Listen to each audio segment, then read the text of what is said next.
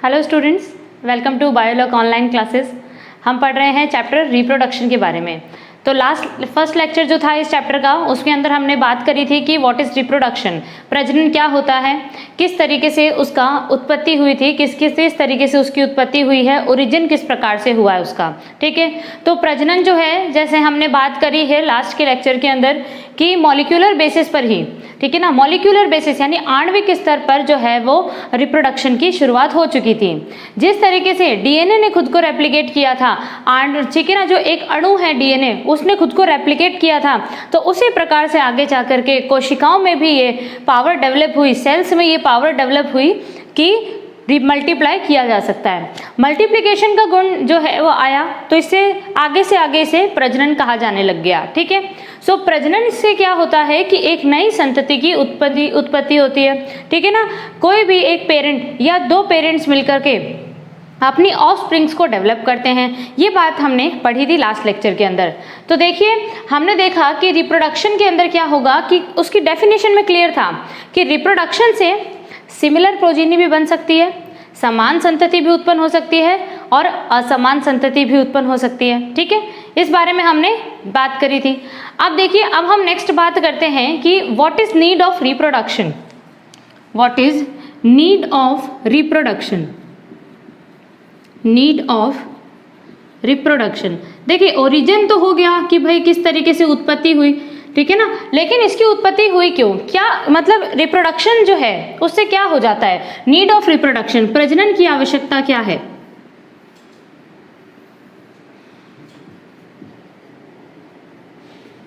प्रजनन की आवश्यकता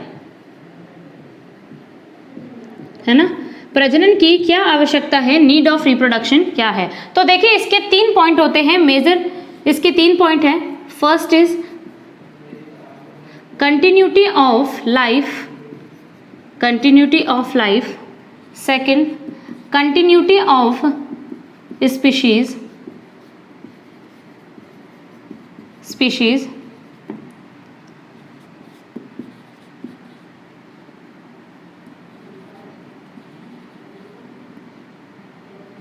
balance of species, population specific, balance of population specific.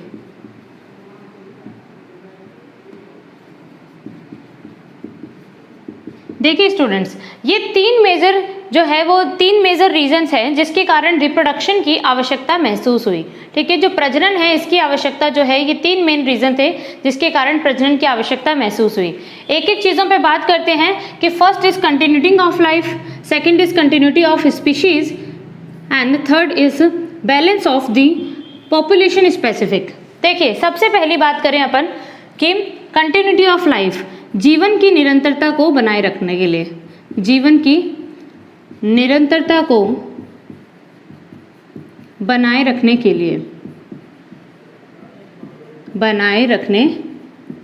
लिए, ठीक है। सेकंड है जाति की निरंतरता को बनाए रखने के लिए, जाति की निरंतरता को बनाए रखने के लिए। और थर्ड वन, ठीक है ना, मोस्ट इंपॉर्टेंट चीज थी कि भाई बैलेंस ऑफ पॉपुलेशन स्पेसिफिक, कि जनसंख्या विशिष्ट की संख्या को बनाए रखने के लिए। एक एक चीजों पे आते हैं अपन। सबसे पहले देखिए, हमने ये एक बात क्लियर करी थी कि जो रिप्रोडक्शन है वो एक बायोलॉजिकल प्रोसेस है, यह एक जैविक प्रक्रिया होती है। मतलब इसके कारण जो है वो किसी भी नए जीवन की शुरुआत होगी। ठीक है ना, रिप्रोडक्शन से क्या होता है कि कोई नया जीवन जो है उसका निर्माण होता है, कोई नई जो है वो ऑफस्प्रिंग्स बनती है, एक नया जीव बनता है। तो न्यू ऑर्गेनिज्म बन रहा है, इसका मतलब नई लाइफ आ रही है। भले ही कोई भी ऑर्गेनिज्म हो, चाहे वो एक मनुष्य का रिप्रोडक्शन हो रहा है, चाहे वो एक प्लांट का रिप्रोडक्शन हो रहा है, चाहे वो कोई फंजाई रिप्रोड्यूस कर रही है, कोई ना कोई तो लाइफ बन ही रही है। तो लाइफ की कंटिन्यूटी जो है उसको बनाए रखने के लिए रिप्रोडक्शन जरूरी है। तो सबसे पहली जो नीड है, जो आवश्यकता है प्रजनन की, वो यही थी कि लाइफ जो है वो इस अर्थ पर बनी रहे। किसी की भी लाइफ हो, लाइफ बनी रहनी चाहिए। ठीक है ना, उसके लिए जो है वो जीवन जो है क्या जरूरत है, जीवन के लिए प्रजनन जरूरत है, लाइफ के लिए रिप्रोडक्शन जरूरत है। ठीक है, कंटिन्यूटी ऑफ स्पीशीज, जाति की निरंतरता। देखिए, हर ऑर्गेनिज्म, जैसे आज मनुष्य है, मनुष्य को जन्म देता है, ठीक है ना, कोई एक अदर कोई एनिमल है, अमीबा है, अमीबा रिप्रोड्यूस करेगा तो वो खूब सारे अमीबा बनाएगा। ऐसा तो है नहीं कि अमीबा ने रिप्रोड्यूस किया और उसने पैरामीशियम को बना दिया, ऐसा तो हो नहीं सकता, ठीक है। तो इसीलिए कि हर ऑर्गेनिज्म अपने ही स्पीशीज के मेंबर्स को बढ़ाता है, ठीक है ना। हर मनुष्य आज जो है वो मनुष्य की संख्या को बढ़ा रहा है, मतलब जाति, पहले तो आपने कहा किसी की भी लाइफ हो कोई फर्क नहीं पड़ता, ठीक है। स्पीशीज क्या है ना, पर्टिकुलर एक जाति की बात करें तो हर ऑर्गेनिज्म अपनी अपनी जाति की निरंतरता को बनाए रख रहा है प्रजनन के द्वारा। रिप्रोडक्शन के थ्रू जो है वो हर ऑर्गेनिज्म अपनी स्पीशीज की जो नंबर है उसको बनाए रख रहा है, ठीक है। स्पीशीज जो है उसमें सारे मेंबर्स के नंबर्स को बना के रख रहा है, ठीक है। तो स्पीशीज की कंटिन्यूटी, जाति की निरंतरता को बनाए रखने के लिए। Third one is balance of population specific. देखिए आज मैं बात करती हूँ ह्यूमन पॉपुलेशन, मानव जनसंख्या। ह्यूमन पॉपुलेशन का मतलब हो गया आप सिर्फ एक इस जाति की बात कर रहे हो, एक आपने स्पीशीज के बारे में बात करी, ठीक है। अब इस एक स्पीशीज के अंदर भी आपको अलग अलग एज ग्रुप के पर्सन देखने को मिलते हैं। कुछ बच्चे होते हैं जो 10 साल के हैं, चाइल्डहुड फेज के हैं, कुछ थे एडल्टहुड फेज के होते हैं, कुछ जुवेनालिटी यानी किशोरावस्था के अंदर होते हैं कुछ लोग, ठीक है। कुछ हैं जो बूढ़े बुजुर्ग होते हैं अपने, ठीक है ना, एडल्ट हैं। तो इसका मतलब है कि हर एक स्पीशीज के अंदर भी आज बच्चों का भी रोल है, ठीक है, एडल्ट का भी रोल है, किशोरावस्था में जो लोग हैं, जो जुवेनालिटी फेज के जो बच्चे हैं, टीनेज से, उनकी भी रिक्वायरमेंट होती है, बूढ़े बुजुर्गों का भी होना ज़रूरी है। मतलब हर किसी का जो है एक पर्टिकुलर एज ग्रुप के लोगों को भी बनाए रखने के लिए रिप्रोडक्शन ज़रूरी होता है ना। इसी कारण से हर रिप्रोडक्शन के लिए पर्टिकुलर टाइम डिसाइडेड होता है, जिसके कारण पर्टिकुलर टाइम में क्या हो सके, अलग अलग एज ग्रुप के जो लोग हैं वो बनाए रहा जा सके। सपोज कीजिए, इसको ऐसे समझ सकते हो आप कि अगर रिप्रोडक्शन खत्म हो जाए तो सबसे पहले कौन से एज ग्रुप के जो है वो आपको कम देखने को मिलेंगे, लोग, बच्चे मिलेंगे, है ना। जो छोटे बच्चे हैं, ठीक है ना, तो छोटे बच्चे जो है उनकी संख्या में सबसे पहले कमी आ जाएगी और ऐसे करते करते धीरे धीरे हर एज ग्रुप के जो है वो बंद हो जाएंगे, जो ऑर्गेनिज्म है वो नष्ट हो जाएंगे, ठीक है। तो रिप्रोडक्शन के अंदर केवल किसी की लाइफ बनाई रखी जा सकती है, बल्कि किसी एक स्पीशीज की भी या बहुत सारी स्पीशीज की भी संख्या को बनाए रखा जा सकता है। फिर एक पर्टिकुलर स्पीशीज के अंदर भी आप एक डिफरेंट टाइप के एज ग्रुप्स के लोगों की संख्या को बना रख सकते हो, ठीक है ना। तो रिप्रोडक्शन के थ्रू जो है वो क्या कर सकते हैं, हम डिफरेंट टाइप के जो एज ग्रुप के जो लोग हैं उनकी भी संख्या को बनाए रख सकते हैं, बैलेंस कर सकते हैं उसको, ठीक है। तो ये होता है अपने कि भाई रिप्रोडक्शन की ज़रूरत महसूस ही क्यों हुई, ठीक है ना। क्योंकि जैसे हमने बात करा था कि जीने के लिए रिप्रोडक्शन ज़रूरी नहीं है, किसी नई लाइफ को बनाने के लिए रिप्रोडक्शन ज़रूरी है, ठीक है। तो क्यों थी ज़रूरत, तो ये हमें पता होना चाहिए, ठीक है ना। सिंपल सी चीज़ है। अब देखिए नेक्स्ट बात करते हैं अपन, जो रिप्रोडक्शन है, प्रजनन जो है वो कितने प्रकार का होता है। Types of reproduction, very very important. Next अपना टॉपिक है टाइप्स ऑफ रिप्रोडक्शन, प्रजनन के प्रकार। देखिए रिप्रोडक्शन के 2 टाइप होते हैं। फर्स्ट इज एसेक्सुअल रिप्रोडक्शन, अलैंगिक प्रजनन।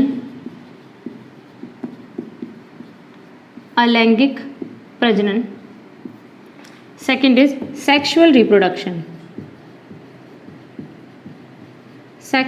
रिप्रोडक्शन, लैंगिक प्रजनन। देखिए नाम से क्लियर है, रिप्रोडक्शन कितने टाइप से हो सकता है, मतलब कितने मेथड हैं जिसके थ्रू किसी नए ऑर्गेनिज्म को बनाया जा सकता है। ऐसे कौन कौन सी प्रक्रियाएं हैं, कौन कौन से ऐसे प्रोसेस हैं। तो 2 प्रोसेस होते हैं, एक होता है एसेक्सुअल रिप्रोडक्शन, एक है सेक्सुअल रिप्रोडक्शन। नाम से ही क्लियर है, देखिएगा एसेक्सुअल का मतलब होता है, अलैंगिक का मतलब जिसमें सेक्सुअल ऑर्गन पार्टिसिपेट ना करें, जिसमें लैंगिक अंग जो है वो भाग ना ले, ठीक है। हमारे अंदर विभिन्न प्रकार के अंग हैं, विभिन्न प्रकार के ऑर्गन्स हैं, उनमें से एक है अपना रिप्रोडक्टिव सिस्टम, ठीक है ना। जैसे मनुष्य के अंदर आज रिप्रोडक्टिव सिस्टम पाया जाएगा, ठीक है ना, प्रजनन तंत्र पाया जाएगा। तो प्रजनन तंत्र का यहाँ कोई रोल ना हो उसको अपन क्या कहेंगे, एसेक्सुअल रिप्रोडक्शन, ठीक है। एसेक्सुअल रिप्रोडक्शन, अलैंगिक प्रजनन जो होता है, इसमें क्या होगा कि भाई लैंगिक अंगों का कोई रोल नहीं है। पहली बात तो कि सेक्सुअल ऑर्गन्स का कोई रोल नहीं है, ठीक है ना, कोई रोल नहीं है। यहाँ पर जो रिप्रोडक्शन होगा वो होगा by somatic cells, by somatic cells, कायिक कोशिकाओं द्वारा, कायिक कोशिकाओं द्वारा। तो यहाँ पर जब भी कभी रिप्रोडक्शन होगा तो वो हमेशा सोमेटिक सेल्स के थ्रू होगा। ध्यान रखना हमारे अंदर 2 टाइप्स ऑफ सेल्स पाई जाती है, ठीक है। हमारे अंदर 2 प्रकार की कोशिकाएं होती है। सबसे पहली होती है सोमेटिक सेल। सोमेटिक का मतलब है कायिक कोशिकाएं। देखिए कायिक का मतलब काया, जो हमारे शरीर को बना के रखेगी। काया का मतलब होता है शरीर, ठीक है। तो हमारे शरीर की जो संरचना है, जो बॉडी की जो स्ट्रक्चर है, उनको जिन कोशिकाओं ने बना रखा है वो है कायिक कोशिकाएं। जैसे आज अपने पूरा ले लीजिए, हेड से लेकर के पूरे ब्रेन, है ना, हेड की सेल्स हो गई, अपने हैंड्स की हो गई, लिम्स हो गया, ठीक है ना, अपने हाथ पैर वगैरह सबकी जो सेल्स हैं वो कैसी है, सोमेटिक सेल्स है ना, सोमेटिक सेल्स। प्लांट्स में बात करें हम तो प्लांट के अंदर जो रूट है, स्टेम है और लीफ है, जड़, तना और पत्तियां, इनकी जो कोशिकाएं हैं, इनकी जो सेल्स होती हैं वो प्लांट्स में सोमेटिक सेल्स यानी कि कायिक कोशिकाएं कहलाती हैं, ठीक है ना। प्लांट्स के लिए वेजिटेटिव सेल्स का भी यूज किया जाता है और जनरली एनिमल्स के लिए जो है वो सोमेटिक सेल्स यूज करते हैं, ठीक है। तो सोमेटिक सेल्स या कायिक कोशिकाएं जो होती है, इनके थ्रू अगर रिप्रोडक्शन होगा तो उसको अलैंगिक प्रजनन कहेंगे, ठीक है ना। जबकि दूसरे टाइप की सेल्स होती है हमारे अंदर जो सेक्सुअल रिप्रोडक्शन में पार्टिसिपेट करती है, इसे कहते हैं अपन बायगैमिट्स, बायगैमिट्स। गैमिट्स जो है वो एक तरीके की रिप्रोडक्टिव सेल्स होती हैं, ठीक है ना। कैसी सेल्स कह सकते हो, रिप्रोडक्टिव सेल्स, प्रजनन कोशिकाएं, ठीक है, युग्मकों के द्वारा, युग्मकों द्वारा, युग्मक क्या होते हैं, प्रजनन कोशिकाएं होती हैं, प्रजनन कोशिकाएं। जैसे एग और स्पर्म, शुक्राणु और अंडाणु, egg and sperms, they both are the reproductive cells of ours, ठीक है। तो हमारी रिप्रोडक्टिव सेल्स जो हैं वो ये 2 पाई जाती हैं, ठीक है। जो ये आपको देखने को मिलेगी कि स्पर्म्स और एग जो है वो हमारी रिप्रोडक्टिव सेल होती है। अब देखिए क्या होगा कि सिंपल सी चीज़ है, एसेक्सुअल रिप्रोडक्शन में बॉडी से मतलब पूरी बॉडी की कोई भी एक सेल जो है वो डिवाइड करेगी, ग्रोथ करेगी और सीधा वो एक नया ऑर्गेनिज्म डेवलप करेगी, ठीक है। सपोज कीजिए कि आज अगर जैसे हमारी बात करें कि मेरे हाथ की कोई भी सेल, कोई भी एक कोशिका वो डेवलप हो जाती है और ज़्यादा ग्रोथ करने लग जाती है ना, कोशिका विभाजन करने लग जाती है, सेल डिवीज़न। सो इसमें अगर सेल डिवीज़न हो जाता है यहाँ की सेल्स में, तो ये पूरी की पूरी सेल्स जो है वो क्या हो जाती, एक नई बिल्कुल मेरे जैसी कॉपी खड़ी कर देती है आपके सामने, ठीक है ना, बिल्कुल डुप्लीकेट कॉपी जो है वो बन जाती। तो किसने किया रिप्रोडक्शन उस कंडीशन में, मेरे हाथ की सेल्स ने। तो मेरे हाथों की कोशिकाएं क्या है, वेजिटेटिव सेल, सोमेटिक सेल्स हैं, ठीक है ना, कायिक कोशिकाएं हैं। तो इसके थ्रू जो है वो क्या हो गया, एक नया ऑर्गेनिज्म बन जाता, ठीक है ना। रिप्रोडक्टिव सिस्टम का कोई रोल नहीं है, बहुत ही फास्ट प्रोसीजर होता कि भाई थोड़ी सी एक सेल से निकली, उन्होंने डिवीजन किया और बिल्कुल हूबहू मेरे जैसी एक कॉपी बना दी, ठीक है ना। तो मतलब बहुत ही फास्ट प्रोसेस होता और ये रिप्रोडक्शन हो जाता। तो एसेक्सुअल रिप्रोडक्शन के अंदर और सेक्सुअल रिप्रोडक्शन में पहला डिफरेंस यही होता है कि ये सोमेटिक सेल से होता है जबकि ये रिप्रोडक्टिव सेल से होगा, ठीक है। अब देखिए सेकंड इसकी बात करें अपन, यहाँ पर ओनली 1 पेरेंट रिक्वायर्ड। देखो यहाँ पर क्या होता है कि केवल एक जनक है ना, यह है एक तरीके से यूनिपेरेंटल होता है, ठीक है ना। तो एसेक्सुअल रिप्रोडक्शन जो है वो यूनिपेरेंटल होगा, केवल एक जनक इसमें भाग लेगा, ठीक है। जबकि सेक्सुअल रिप्रोडक्शन के अंदर 2 पेरेंट्स आर रिक्वायर्ड, ठीक है। हमेशा कितने पेरेंट्स की रिक्वायरमेंट होगी, 2 पेरेंट्स की। ये द्विजनकी होता है, ठीक है ना, ये द्विजनकी होता है, by parental and it is uniparental, ठीक है ना, एक जनकीय होगा। क्योंकि यहाँ पर सिंपल सी चीज़ है, अगर केवल सोमेटिक सेल से ही रिप्रोडक्शन होना है, ठीक है ना, गैमेट्स का कोई रोल ही नहीं है, तो इसका मतलब है कि भाई गैमेट्स का कोई रोल ही नहीं है, तो साफ सी बात है कि 2 पेरेंट्स की क्या ज़रूरत है, ठीक है ना। दो पेरेंट्स की कोई ज़रूरत नहीं है, केवल ठीक है ना सोमेटिक सेल से होगा, कायिक कोशिकाओं के द्वारा, वो तो किसी एक के अंदर भी हो सकती है, उसी से नया रिप्रोडक्शन होगा। ठीक है, तो ये चीज़ है, इसमें केवल यूनिपेरेंटल कंडीशन होगी, एक ही पेरेंट रिक्वायर होगा। ठीक है, जबकि यहाँ पर दो पेरेंट्स होंगे। देखिए next is no gamete formation, युग्मकों का निर्माण अनुपस्थित होता है। No gamete formation occurs. ठीक है, किसी भी प्रकार के युग्मकों का निर्माण नहीं होगा, जबकि यहां पर गैमिटोजेनेसिस प्रेजेंट, युग्मक जनन उपस्थित होता है, युग्मक जनन उपस्थित होता है। ठीक है, देखिए the process for the formation of gametes is called gametogenesis, कि भाई गैमिटोजेनेसिस गैमेट्स के फॉर्मेशन के लिए युग्मकों के निर्माण की जो प्रक्रिया होती है, ठीक है ना, एक ऐसा प्रोसेस जिसके थ्रू किसी गैमेट का फॉर्मेशन हो सकता है, उसे अपन कहते हैं गैमिटोजेनेसिस। और गैमेट्स कौन से होते हैं? गैमेट्स होते हैं स्पर्म और एग। ठीक है ना, युग्मकों ये यहाँ पर भी अपन लिख चुके हैं वैसे। ठीक है ना, तो गैमेट्स जो है वो क्या होते हैं? एग और स्पर्म, शुक्राणु और अंडाणु। शुक्राणु और अंडाणु बनेंगे, एग एंड स्पर्म बनेंगे, तो इसका मतलब गैमिटोजेनेसिस प्रेजेंट है। जैसे हमारे अंदर है, ठीक है ना, हमारे अंदर क्या पाया जाता है? सेक्सुअल डाइमॉर्फिज्म पाई जाती है, लैंगिक द्विरूपता होती है मनुष्यों में कि भाई मेल अलग है फीमेल अलग है। अर्थवर्म की बात करें अपन, अर्थवर्म जो है उसमें आपको मेल और फीमेल दोनों एक ही बॉडी में देखने को मिलेंगे, तो बाइसेक्सुअल होगा, मतलब उनके अंदर मेल और फीमेल जो गैमेट्स होंगे वो एक ही बॉडी में बनेंगे। जबकि हमारे अंदर क्या है कि मेल अलग है फीमेल अलग है, दोनों के जो गैमेट्स हैं वो सेपरेट बॉडी के अंदर बनेंगे। ठीक है, तो गैमेट्स जो हैं अगर बनते हैं तो इसका मतलब गैमिटोजेनेसिस प्रेजेंट है, जबकि यहाँ पर नो गैमेट फॉर्मेशन अकर्स, किसी तरीके से कोई गैमेट्स नहीं बन सकते। ठीक है, ये बात हो गई। अब दूसरी बात देखिए, यहाँ पर इंपॉर्टेंट चीज है,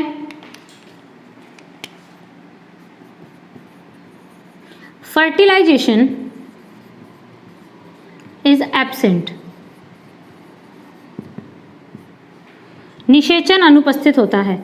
वेरी वेरी इंपॉर्टेंट, निषेचन अनुपस्थित होता है। देखिए, जब निषेचन का क्या मीनिंग है, फर्टिलाइजेशन का क्या मीनिंग है? गैमेट्स का, युग्मकों का, ठीक है ना, जो गैमेट्स होते हैं वो आपस में फ्यूज होकर डिप्लॉयड जाइगोट का फॉर्मेशन करते हैं, युग्मनज का निर्माण करते हैं, द्विगुणित युग्मनज का निर्माण करते हैं। तो द्विगुणित युग्मनज का निर्माण तो तब होगा जब दो गैमेट्स होंगे, दो गैमेट्स का फ्यूजन यानी संलग्न होंगे दोनों। ठीक है, तब जाके मतलब ये जो पूरी प्रोसेस होती है ना, कि देखें एक होता है फ्यूजन ऑफ गैमेट्स, कि केवल युग्मकों का संलयन होना, केवल युग्मकों का संलयन होना, फ्यूजन ऑफ गैमेट्स, उसको तो अपन कहते हैं सिनगैमी। ठीक है ना, ध्यान रखिए, इसे क्या कहा जाता है? सिनगैमी, संयुग्मन कहा जाता है। ठीक है ना, संयुग्मन। और निषेचन का मतलब होता है कि जब दोनों का फ्यूजन होकर, गैमेट्स फ्यूज होकर के डिप्लॉयड जाइगोट का फॉर्मेशन करेंगे, युग्मनज का निर्माण करेंगे, तभी अपन कह सकते हैं कि ये पूरी प्रक्रिया क्या कहलाएगी? फर्टिलाइजेशन, निषेचन, फर्टिलाइजेशन। ठीक है ना, तो फर्टिलाइजेशन, निषेचन और सिनगैमी में डिफरेंस होना चाहिए। ठीक है ना, होता है यहाँ पर। तो क्या होगा, अगर केवल युग्मकों का संलयन होगा, फ्यूजन ऑफ गैमेट्स होगा, तब तो वो सिनगैमी है। ठीक है, फर्टिलाइजेशन में डिफरेंस क्या आ जाता है? देखो, अगर कभी भी दो सेल्स हैं, ठीक है ना, दो सेल्स हैं, जब वो आपस में फ्यूज होंगी, पास पास आएंगी, तो सबसे पहले इनका कोशिका द्रव्य यानी साइटोप्लाज्म मिक्स होगा। ये बात आप अच्छे से जानते हो। पास आएंगे तो सबसे पहले मेम्ब्रेन फ्यूज होगी, उसके बाद में साइटोप्लाज्म मिक्स होगा। तो जब तक साइटोप्लाज्म और मेम्ब्रेन आपस में फ्यूज होती है ना, तब तक तो अपन उसको सिनगैमी कहते हैं। लेकिन जैसे ही इसके अंदर जो न्यूक्लियस है, जो केंद्रक है, ये एन का क्या मतलब है? अनपेयर्ड क्रोमोसोम्स होते हैं। ठीक है ना, केवल गुणसूत्रों का एक ही सेट पाया जाता है, एक जोड़ा पाया जाता है। तो क्रोमोसोम के एक ही सेट है, मतलब न्यूक्लियस फ्यूज नहीं हुआ है अभी तक, केंद्रक जो है ना वो इनका संलयन नहीं हुआ। जैसे ही न्यूक्लियस भी आपस में फ्यूज हो जाएंगे ना, पास पास आ जाएंगे, तो अगर न्यूक्लियस भी फ्यूज हो गए, ठीक है ना, तो इसका मतलब क्या है? अब डिप्लॉयड कंडीशन बन जाएगी, एन और एन मिलकर क्या हो जाएंगे? 2n बन जाएंगे। तो निषेचन का मतलब होता है कि फ्यूजन ऑफ गैमेट्स, है ना, fusion of gametes and formation of diploid zygote, उसको अपन क्या कहेंगे? फर्टिलाइजेशन कहेंगे, निषेचन। युग्मकों के संलयन के द्वारा द्विगुणित युग्मनज के निर्माण की प्रक्रिया जो है उसको निषेचन कहा जाता है। सिंपल सी चीज़ है, ठीक है। तो यहाँ पर देखिए कोई गैमेट्स ही नहीं बने थे, तो फ्यूजन तो क्या बात बोल सकते हैं अपन, फर्टिलाइजेशन होगा नहीं। लेकिन यहाँ पर जो है आपको फर्टिलाइजेशन देखने को मिलेगा, फर्टिलाइजेशन प्रेजेंट, ठीक है। निषेचन जो है वो उपस्थित होता है। एक बात ध्यान रखना, यहाँ पर आप देख सकते हैं, इसको आप स्टार कर लीजिए, बहुत ही इंपॉर्टेंट है ये। क्योंकि देखना एक बात ध्यान रखो कि बाकी सब तो चलो ठीक है, ये बहुत सारे डिफरेंस होते हैं एसेक्सुअल और सेक्सुअल रिप्रोडक्शन में, लेकिन जो एग्जैक्ट जो डिफरेंस है ना वो है फर्टिलाइजेशन का। एग्जैक्ट डिफरेंस अगर पूछा जाए कि कोई एक अंतर बता दो आप जो है वो सेक्सुअल रिप्रोडक्शन और एसेक्सुअल रिप्रोडक्शन में, तो आप बताएंगे हमेशा फर्टिलाइजेशन का। बिकॉज देखिए कभी कभी क्या होता है कि जो गैमेट्स है ना, युग्मक, ये एसेक्सुअल में भी बन जाते हैं, ठीक है ना। गैमेट्स का जो फॉर्मेशन है ना, कभी कभी क्या हो जाता है कि आपको देखने को मिल सकता है। जैसे कि गैमेट्स के जैसे ही कुछ स्पोर होते हैं, कुछ बीजाणुओं का निर्माण होता है फंजाई के अंदर। फंजाई जब एसेक्सुअल रिप्रोडक्शन करती है तो उनमें भी कुछ एकदम गैमेट्स की जैसी स्ट्रक्चर बनती है, जिसको अपन जो है वो एसेक्सुअल गैमेट्स भी बोल सकते हैं, या स्पोर यानी बीजाणु भी कह सकते हैं। तो अलैंगिक बीजाणु, ठीक है ना, एसेक्सुअल स्पोर भी बोला जाता है उनको, और आप इसको एक तरीके से स्पोर यानी नॉर्मल बीजाणु भी बोल सकते हो। तो इनमें कहीं ना कहीं आपको क्या मिलता है कि गैमेट्स देखने को मिलते हैं कभी कभी। लेकिन वो गैमेट्स की खास बात यह है कि जो एसेक्सुअल स्पोर होंगे ना, अलैंगिक बीजाणु जो होंगे, वो हमेशा डिप्लॉयड होते हैं। डिप्लॉयड होने के कारण ये फर्टिलाइजेशन तो करेंगे नहीं, इनको फोरन थोड़ी बनाना है ना, फर्टिलाइजेशन नहीं करते, ये डायरेक्ट ही किसी न्यू ऑर्गेनिज्म में डेवलप हो जाते हैं। एक नए जीव को ये डायरेक्ट ही है ना माइटोसिस करेंगे, समसूत्री विभाजन करेंगे, अपनी संख्या बढ़ाएगा और सीधा एक फंजाई बना डालेगा, ठीक है।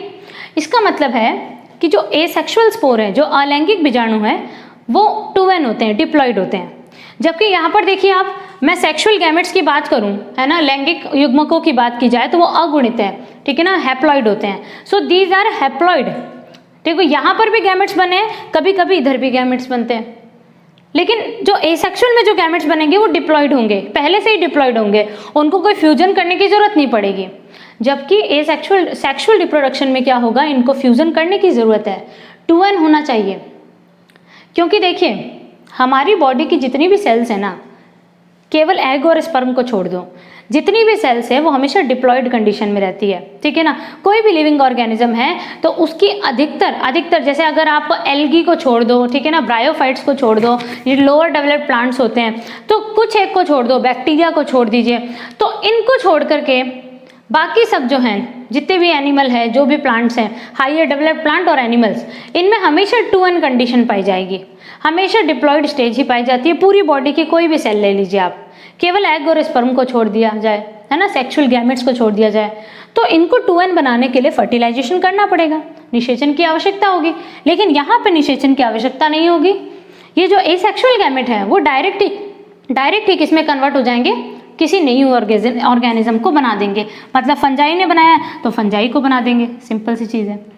मतलब गैमेट्स का फॉर्मेशन जो है ना, वहाँ पे थोड़ा सा मामला उलझा हुआ है, लेकिन फर्टिलाइजेशन के मामले में हम बिल्कुल क्लियर हैं कि भाई यहाँ पर फर्टिलाइजेशन करना पड़ेगा, क्योंकि ये n है, 2n बनाना पड़ेगा। यहाँ पर फर्टिलाइजेशन होगा ही नहीं, ठीक है, 4n थोड़ी बनाएगा ये, तो फर्टिलाइजेशन जो है वह एब्सेंट होगा। समझ में आ जाएगा आप सभी को, है ना। इसका स्क्रीनशॉट ले लीजिएगा आप, एंड कोई भी डाउट है तो आप पूछ लीजिएगा, ठीक है। चलो नेक्स्ट बात करते हैं। देखिए ये भी लिख सकते हो आप यहाँ पे कि जाइगोट का फॉर्मेशन होता है इधर सेक्सुअल रिप्रोडक्शन में, यहाँ नहीं होता, निषेचन ही नहीं है तो जाइगोट कहाँ से बनेगा, ठीक है। ये चीज़ें अब देखिए, offsprings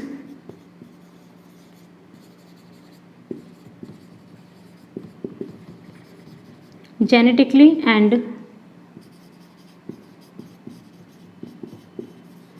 morphologically similar to the parent.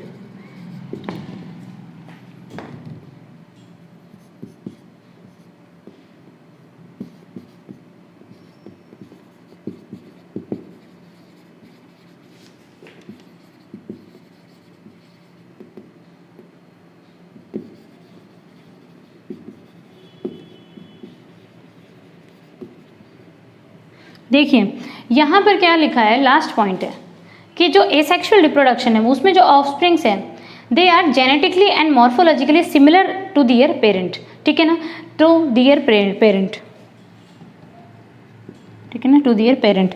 मतलब कि अगर एक संतति है, कोई भी एक नई ऑफस्प्रिंग्स जो बनती है, ठीक है ना, वो क्या होगी कि देखने में मतलब मॉर्फोलॉजिकली शारीरिक रूप से, और उसका डीएनए अगर देखा जाए जेनेटिकली, ठीक है, तो दोनों ही रूप से आनुवांशिकी और शारीरिकी मॉर्फोलॉजिकली एंड जेनेटिकली बिल्कुल सिमिलर होगी अपने पेरेंट के, ठीक है ना, बिल्कुल कैसी होगी, बिल्कुल अपने पेरेंट के सिमिलर होगी। जैसे एक बात को सोच के देखिएगा कि सपोज कीजिए कि आज यहाँ पर हम कहते हैं कि भाई आज ये एक पेरेंट है, ठीक है, इसने क्या किया, अपने जैसी एक प्रोजीनी बना दी, तो ये तो सिमिलर ही होगा बिल्कुल इसके, इसमें कोई नया डीएनए का कॉम्बिनेशन थोड़ी आया, जबकि यहाँ पर तो क्रोमोसोम्स जो थे वो मिक्स हुए थे, दो न्यूक्लियस फ्यूज हुए, इसका मतलब दो डीएनए की मिक्सिंग हुई।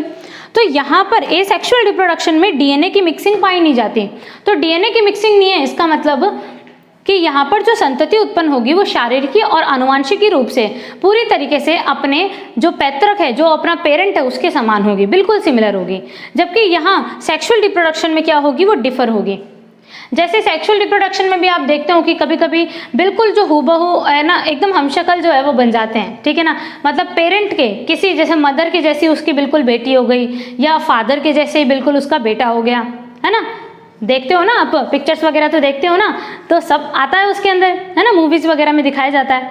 लेकिन एक बात ध्यान रखना कि अगर वो बिल्कुल अपने जो है वो अब कहें अपन कि बिल्कुल अपने पेरेंट के जैसा है देखने में, लेकिन वो जेनेटिकली सेम नहीं होगा, आनुवांशिकी रूप से सिमिलर नहीं होगा, ठीक है ना, आनुवांशिकी रूप से तो वो क्या होगा, हमेशा ही अलग पाया जाएगा, ठीक है ना, दोनों का मिक्सअप होगा, क्योंकि सेक्सुअल रिप्रोडक्शन के अंदर जो है हमेशा डीएनए की मिक्सिंग होती है, सिंपल सी बात है। तो डीएनए की मिक्सिंग होगी तो यहाँ पर चेंज तो आएगा ही आएगा सेक्सुअल रिप्रोडक्शन के अंदर, है ना, ये चीज़ है। तो सेक्सुअल एंड एसेक्सुअल रिप्रोडक्शन के अंदर ये डिफरेंस होते हैं। सो टाइप्स ऑफ रिप्रोडक्शन, इसमें आपको डेफिनेशन भी पता हो जानी चाहिए कि जो केवल वन पेरेंट के थ्रू हो, एक ही जनक के द्वारा हो, सोमेटिक सेल से हो, इसको अपन एसेक्सुअल रिप्रोडक्शन करते हैं, ठीक है। एक बात और ध्यान रखिए कि यहाँ एसेक्सुअल रिप्रोडक्शन में जो संतति बनती है, जो प्रोजीनी बनती है, उसको क्लोन कहा जाता है, ठीक है ना, क्या कहा जाता है, क्लोन कहते हैं। तो यहाँ पर जो ऑफस्प्रिंग्स बन रही है ना, इसे क्लोन कहा जाएगा। तो क्लोन की डेफिनेशन काफी बार पूछी जाती है। तो the offsprings which are morphologically and genetically similar as to their parent is called clone. वह संतति या अलैंगिक जनन से उत्पन्न वह संतति जो शारीरिकी व आकारिक, शारीरिकी तथा आनुवांशिकी रूप से पूर्णतः अपने जनक के समान होती है, उसे क्लोन कहा जाता है, ठीक है। तो यहाँ पर क्लोन बनते हैं, जबकि सेक्सुअल रिप्रोडक्शन में क्लोन नहीं बनते हैं, ठीक है ना, इस चीज़ का ध्यान रखिएगा। एक इम्पॉर्टेंट चीज़ और आती है कि जो बैक्टीरिया होते हैं ना, जो जीवाणु होते हैं, वो भी सेक्सुअल रिप्रोडक्शन करते हैं, लेकिन उनमें ट्रू सेक्सुअल रिप्रोडक्शन नहीं पाया जाता, ठीक है। जैसे कि क्या होता है कि बैक्टीरिया जो है वो यूनिसेलुलर होते हैं, एक कोशिकीय, उनमें भी अपना, उनके अंदर क्या करते हैं वो कि जैसे दो बैक्टीरिया हो गए, अब ये बैक्टीरिया क्या करता है कि जो ये फ्यूजन नहीं करेंगे, इसका जो डीएनए होगा ना, डीएनए का थोड़ा सा पार्ट ये क्या कर लेगा कि किसी एक ट्यूब के थ्रू डीएनए का थोड़ा पार्ट इस बैक्टीरिया में भेज देता है। मतलब दोनों अपने डीएनए का क्या कर लेते हैं, थोड़ा सा पार्ट जो है वो एक्सचेंज कर लेते हैं। फ्यूज नहीं होंगे, कोई गैमेट्स नहीं बनेंगे इनके अंदर, ठीक है ना। इनमें ट्रू सेक्सुअल रिप्रोडक्शन नहीं पाया जाता, सत्य लैंगिक जनन नहीं पाया जाता। ये केवल क्या करते हैं, जैसे सपोज कि दो बैक्टीरिया हैं, ये कहता है कि मुझे तो थोड़ा सा अपना डीएनए का पार्ट दे दे, ये थोड़ा सा कहता है कि ना भाई मैं तेरे को थोड़ा सा अपने डीएनए का पार्ट दे दूंगा। तो ये दोनों केवल अपने डीएनए के पार्ट जो है ना, उसको थोड़ा थोड़ा एक्सचेंज कर लेते हैं और फिर अलग ही रह जाते हैं। ये अपनी लाइफ जी रहा है, ये अपनी लाइफ जी रहा है, उन्होंने किसी नई चीज़ को नहीं बनाया, अपने आप में क्या कर लिया इन्होंने, अपना डीएनए जो कॉम्बिनेशन था उसको चेंज कर लिया। मतलब बैक्टीरिया के अंदर जो है वो क्या पाया जाएगा, जेनेटिक रिकॉम्बिनेशन पाया जाएगा, आनुवांशिक पुनर्योजन। True sexual reproduction is absent in the bacteria. जीवाणु में सत्य प्रकार का लैंगिक जनन अनुपस्थित होता है, इनमें पाया जाएगा तो केवल जेनेटिक रिकॉम्बिनेशन, आनुवांशिक पुनर्योजन होगा, ठीक है ना। बाकी जो बैक्टीरिया होते हैं वो एसेक्सुअल रिप्रोडक्शन करते हैं, जीवाणु, ठीक है।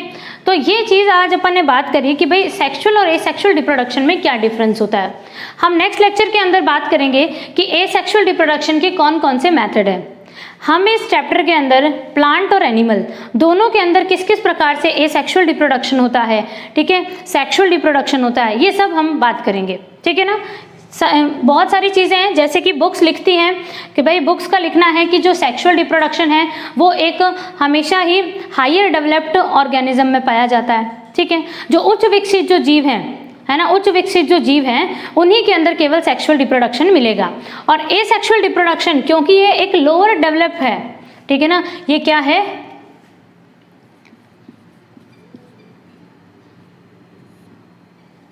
Lower type of reproduction. मतलब जितने भी निम्न स्तरीय जंतु होते हैं या निम्न स्तरीय जीव हैं, चाहे पादप हो वगैरह कुछ भी हो, उन्हीं में पाया जाता है, ये कहा जाता है। जबकि it is a higher develop, उच्च विकसित होगा। लेकिन देखिए ऐसा होता नहीं है हमेशा। जो सेक्सुअल रिप्रोडक्शन है वो भी देखा जाएगा कि देखो जैसे अभी मैंने बात करा डीएनए एक लोअर डेवलप्ड ऑर्गेनिज्म है ना, निम्न स्तर का जीव है ये एक तरीके का। लेकिन इसके अंदर भी कहीं ना कहीं से तो उसने डीएनए का रिकॉम्बिनेशन किया ना, यूनिसेलुलर एक तो सोचो, है ना, ऊपर से इतना लोअर डेवलप्ड है, तो फिर भी इसके अंदर क्या पाया गया, आपको जेनेटिक रिकॉम्बिनेशन देखने को मिला। तो मतलब जरूरी नहीं है कि सेक्सुअल रिप्रोडक्शन का किसी भी प्रकार से ये मेथड जो है वो किसी और में निम्न स्तर के जंतुओं में पाया जा सके, बिल्कुल पाया जा सकता है। यहाँ पे बात करें अपन एसेक्सुअल रिप्रोडक्शन, तो काफ़ी सारे ऐसे हायर डेवलप्ड ऑर्गेनिज्म भी हैं। जैसे आप प्लांट की बात करो, एंजियोस्पर्म के प्लांट जो होते हैं, जो फ्लावरिंग प्लांट्स होते हैं, वो हायर डेवलप्ड होते हैं, लेकिन फिर भी उनके अंदर एसेक्सुअल रिप्रोडक्शन भी मिलता है और सेक्सुअल रिप्रोडक्शन भी मिलता है। मतलब अगर वो हायर डेवलप हैं तो केवल सेक्सुअल रिप्रोडक्शन करते हैं, लैंगिक प्रजनन करते हैं, लेकिन वो अलैंगिक जनन भी करते हैं, है ना। उनका अलैंगिक जनन भी बहुत अलग अलग प्रकार के हो सकते हैं, सब बात करेंगे अपन। कायिक जनन क्या होता है, वेजिटेटिव प्रोपेगेशन क्या होता है, सब हर एक चीज़ के बारे में हमें डिटेल में बात करनी है। तो ऐसा ज़रूरी नहीं है कि एसेक्सुअल रिप्रोडक्शन जो है वो केवल लोअर डेवलप्ड में पाया जाएगा। उच्च विकसित जो जंतु हैं, उच्च विकसित जो जीव हैं, उनमें भी कहीं ना कहीं आपको एसेक्सुअल रिप्रोडक्शन देखने को मिल सकता है। सिर्फ मनुष्यों में बात करें ना अपन, ह्यूमन रिप्रोडक्शन की बात करें तो उनमें केवल आपको सेक्सुअल रिप्रोडक्शन मिलेगा, एसेक्सुअल नहीं मिलेगा, ठीक है। तो चलिए इतनी बात हमने करी। तो अब अपन नेक्स्ट लेक्चर के अंदर जो है वो आगे की चीज़ें डिस्कस करेंगे। एसेक्सुअल रिप्रोडक्शन को डिटेल में पढ़ेंगे, सेक्सुअल रिप्रोडक्शन को डिटेल में पढ़ना है हमें, ठीक है। तो तब तक आप लोग पढ़ते रहिए, हमारे साथ जुड़े रहिए। Thank you so much.